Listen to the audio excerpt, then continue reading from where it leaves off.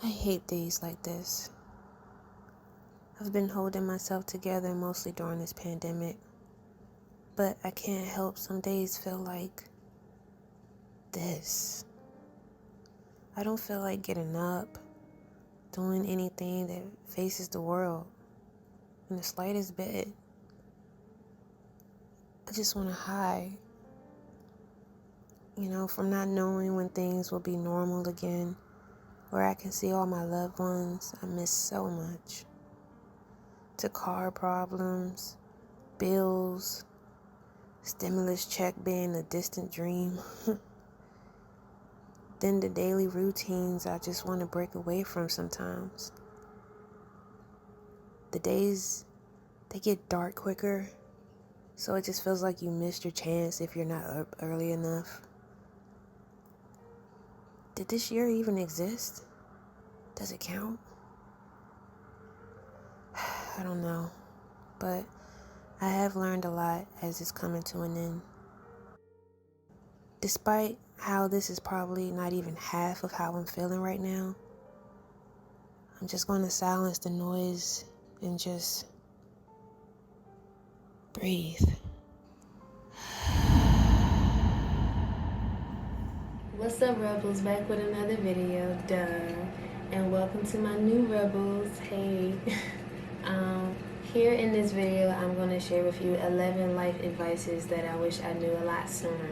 You know how you might wish, like, oh, if I knew this sooner, maybe, I probably would have moved differently or something like that. I think about that sometimes, and I'm pretty sure I probably would have moved a lot differently had I known a lot of the things, a lot of those advices a lot sooner. But, when you're young, I'm still young, but, you're just living life in the moment. You're not really worried about all of that. You're like, I got my whole life for that, I'll figure it out.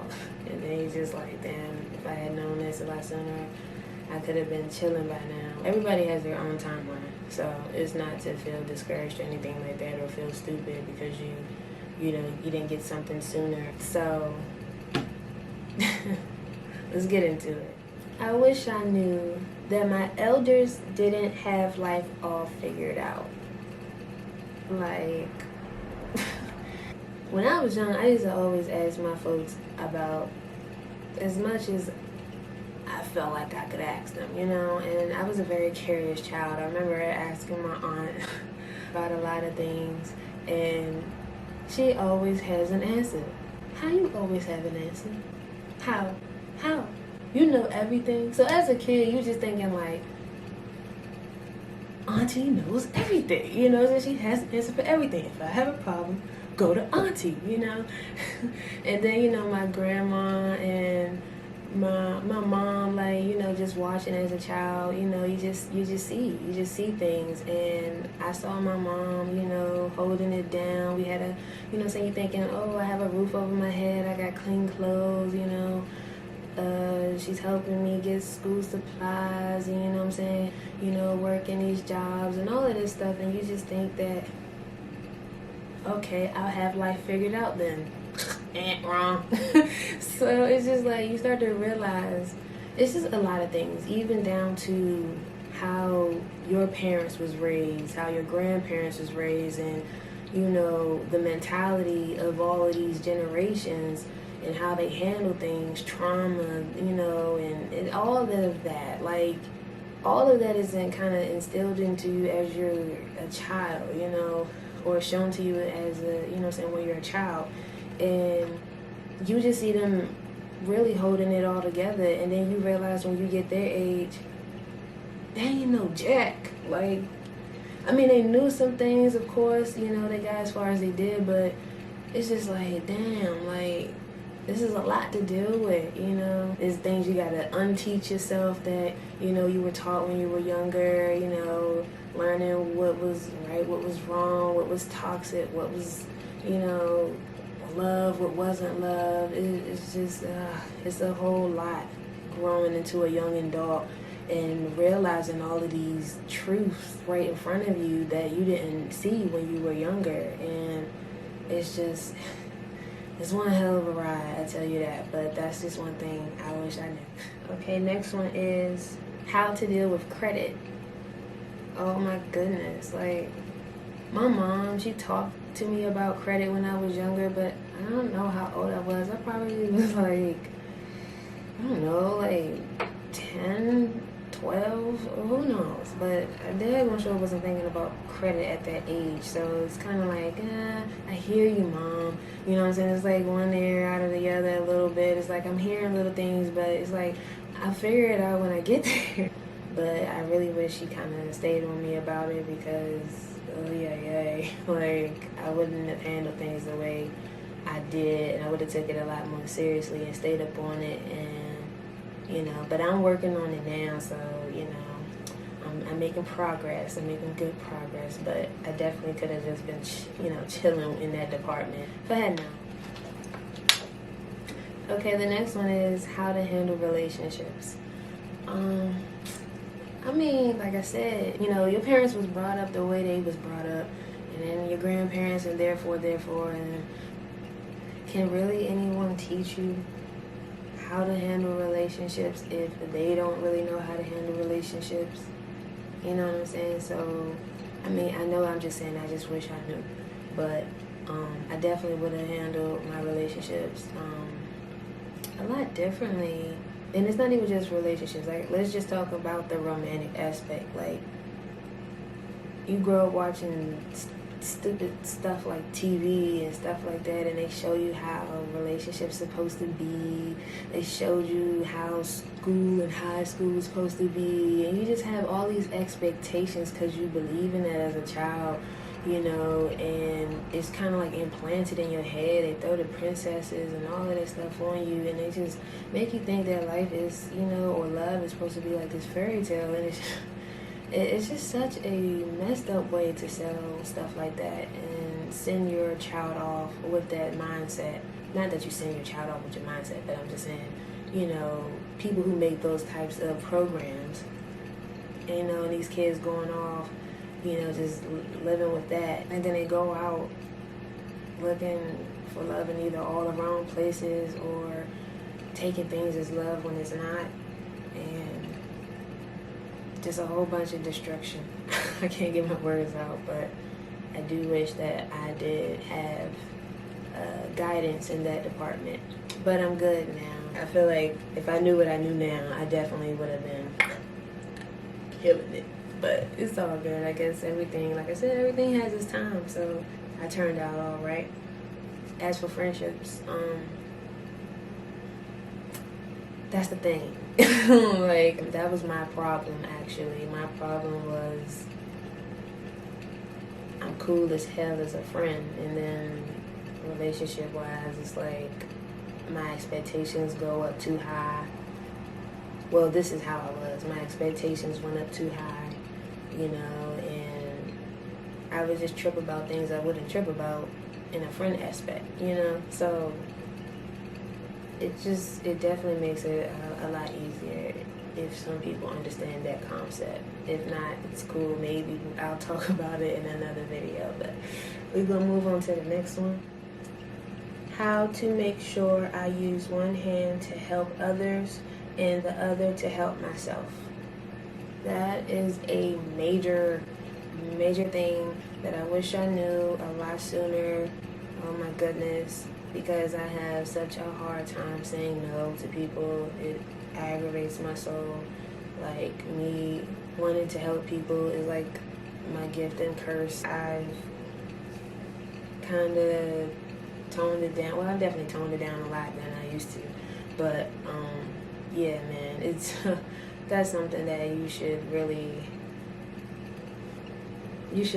work on, balancing out helping others and then helping yourself, because if not, you're going to feel worn the hell out, and that's just kind of messed up to get punished for doing good. That's messed up. You shouldn't be getting punished for being a good person. I do wish that was something that was taught to me. That does take time, and had I been working on that back then up to now, then I'd be a boss, and wouldn't say no and stuff like that without feeling bad. I feel so guilty for saying no. Like, The people that I say no to at times, like, it's just like, you don't know how much this is killing me, that I don't want to say no, but damn, like, you got me fucked up. Like, I'm not about to just be throwing myself out there, just, I'll help you, get help, you get help, you get, nigga, no. No. Next one, not letting others' opinions dictate the decisions I make. Yeah, I'm just it's not even just that, I'm a very easygoing person, so I really kind of sometimes just go with the flow. Like, if you want to do this, let's go do that. You want to go do that, let's go do that, you know? So sometimes I can be a little too easygoing that it's like, damn girl, what do you want? You know what I'm saying? What do you like to do? What do you know what I'm saying? Like, I'll just kind of take the back seat and just chill a little too much to the point I don't even sometimes say what I might want to do or whatever like that. Or maybe you're like, oh, I really love this dress, but then somebody's like, I don't think you're gonna like that dress. I don't know though, because then again, when I think about it, like, no, if I like something that looks good on me, I really don't care how you think. And it is what it is. Needing approval, that mostly for me came from like my parents, you know, because I'm the oldest sibling. So I always kind of felt pressured to be the top-notch kid, you know, so that my younger siblings had somebody positive to look up to. So, you know, that's a little annoying being the oldest and having that weight on you. And if you do fuck up, you know, like, oh, you fucked up. And your siblings like, oh, yeah, I don't have to respect you. I don't have to listen to you when mom not home because, you know, you just got in trouble today. You know what I'm saying? And it started messing with, you know, it's just, nobody got time for that. That was annoying, you know, kind of feeling your parents always kind of like making you feel like you had to, in a sense, prove something to them. It's just a very delicate child. Sometimes my parents couldn't even get serious with me without me just busting out in tears. Like, my parents was just like, I lived in a sense for their approval. I guess it meant something to me, and it would tear my heart apart if they were disappointed in me. But nowadays, I'd be like, look, man, yeah, I gotta chill. Man. You know what I'm saying? It might hurt me a little bit, but I ain't about to, because I can't. I came in this world by myself. I'm gonna leave by myself. I'm not about to I'm just not I'm not going for it today, okay? Or any other day. They already know. Love them though. Only thing that really should matter is your opinion, you know. That's really it. And for you to just do what you love to do, regardless. Because what you do is a reflection of you, not the reflection of who created you. That's how I see it. I am my own person, and so are you. Money organization. Yeah, I kind of do wish I had a little more help with that. When I used to work at the post office, like, my goodness, I don't know where my money was going, but I just always remember being broke. It's just like, I mean, I know I was, you know, good on making sure I paid, like, my car note and, you know, stuff like that, my phone bill and all of that, but then it's like, what else? And I do know, you know, those 2-week type of jobs, you know, you got bills and stuff like that to pay, and then gas and all of that.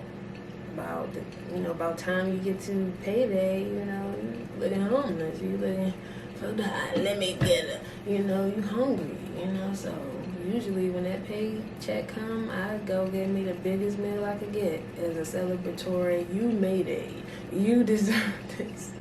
Like I said, I didn't know where the hell my money was going, so yes, if I had more control over that and I took that more seriously, then I probably would have been able to save my money a lot better. Self-care is important. I cannot stress that enough. I wish that that's instilled into everyone because, I mean, man, no, sometimes that make me think I should wait for another video to get into this because I'm serious about my self-care. Like, sometimes self-care starts to, you know, as you get older and life gets a little busy, it kind of starts to become just a tad bit just a tad stressful trying to get that alone time to yourself, and just unwind and relax. And there are just people that don't really care for alone time. They always like to be around others. So there are people on this earth, including me, that enjoy their alone time, their self-care time, and then there are people who enjoy other people just as much as other people enjoy alone time. So that's kind of hard when you have those two breeds mixing, because I think there's a lot more people in the world who don't want to be alone than there are people that want to be alone. I just have that feeling that the majority of the population loves company. Self-care is important. You should be able to go home and recharge, reflect, unwind, and just relax and just get control again. Build your armor back up, At least that's what I have to do. I take my relationship with myself very seriously. Like, I'm very in tune with myself. I'm very into self-development. I'm very into moving forward and growth. So I stay very in tune with myself, and I start to get very irritable if I don't get those times to myself. And I just feel like everybody should have it, because it does have an impact on your mental health. Balancing. This could be like a bonus thing, but balancing is extremely important. But I know it's not easy to get. Some things are just too much, and it's just what it is. But like, I think my goal is just to find that sweet spot in life. I'm not really pressed for anything. It's just, I just want that nice sweet spot where I can just chill and just be free. People have different priorities and what they consider as a need compared to you. That is something that I actually learned this year. It became very apparent to me, because some people feel like their need is to, like, they just have to buy these mint cookies, or life just isn't worth living, like, you just have this freaking family member or friend that they just have to have these mint cookies every Thursday, and maybe it could be extremely inconvenient to you, or maybe it doesn't even have to be every Thursday. It could just be at any random time in the day, and maybe you're the only person around sometimes, and they just like, I gotta have these mint cookies, and you got other important things. Maybe you have to change your oil in your car. We all know that's very important, and somebody's just always talking about some mint cookies, and it's just like, bruh, that's not important. But they probably will lose their mind if you tell them that their mint cookies is not important, because it's very important to them. Maybe the most weak analogy that I've used, but that's just what I could do at this time of night with this mindset. Okay, but you get my point. Like, what people consider as their own personal priorities and needs are probably completely different compared to what you consider a priority and a need. And you just have to work your way around that. I even use that as a way to decipher if I'm gonna say no, because it's like, if I don't feel like this is a priority enough for me, then I don't have to do it. Like, I don't, because this requires me to get out of my comfort zone and to do all this extra other stuff, and for some cookies that I don't even want. So it's just that we're in any way, not to say that everything has to benefit me, but bruh, we all got struggles in life. You know what I'm saying? That's the struggle with helping too much, because sometimes you help and then it's like you can't get out the ring once you help. One time, people come back sometimes, and sometimes they never stop coming back. They just become a habit and just see you as, oh, you're the person who gives me my mint cookies. It's like a dog. You train it. And they're like, oh, you're the food person. Oh, you're the person that takes me outside. Let's go. Like, no, you're not going to label me a title in your phone as this is the person that gives me my mint cookies. No. Screw you and your mint goddamn cookies. You find somebody else to go get that, or you find your way to go get your mint cookies. And I'm not going to be a part of that. am I off topic? Okay. Staying focused even when distracted. I think a lot of us can relate to that. Like, you could be dating, you know, or in a relationship, and you might have put off things you really wanted to do. You know, maybe you've always wanted to do Pilates, or you wanted to start meditating more, or you was gonna, you know what I'm saying, maybe you was just on the road to doing something and you got involved with someone, or, you know, or whatever the distraction is, and you stop, you just plateau, you know, and then all of a sudden, if all else fails, like maybe the relationship or the dating fails, or whatever the distraction was is not a distraction anymore. Now all of a sudden you're like, I'm about to get back on my stuff. Why did you stop? You know what I'm saying? And then it's not too long before right around the corner another distraction coming and you stop doing what you was doing. Like, don't do that. Like, it really stops you, and that's how you slow down your success. And you maybe found yourself just not feeling happy, and it's because you're not. You're letting yourself down. You're letting down that little kid in you that was happy to accomplish this goal, you know, and you letting them down. Do things for yourself because it feels good.